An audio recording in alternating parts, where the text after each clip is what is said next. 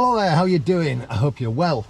You might be familiar with these. I've already done a video on these about how good I think they are, and if you've watched any of my camping videos, you'll see me do this a lot in the camera to show you what the temperature is and the time. Well, I got one specifically for the van, a new one, because as I say, I use these all the time and I wanted to leave one permanently situated in the van. And there's a bit of an update. Now, I was a bit surprised when this one arrived, first and foremost because it is considerably lighter than this one.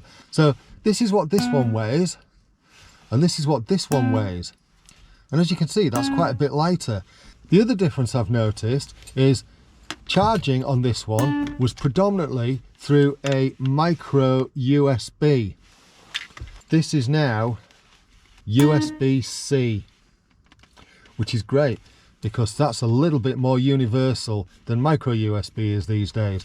Yeah, still love these, fabulous lights. I use them predominantly, as you know, for the time and whatnot, but the reason why I wanted one permanently for the van was for the lamp, so that I had lighting permanently in the van. Brilliant, love these. So I just thought I'd share that little update with you. Thanks for watching. You know what to do, liking, subscribing if you like what I do. Cheers!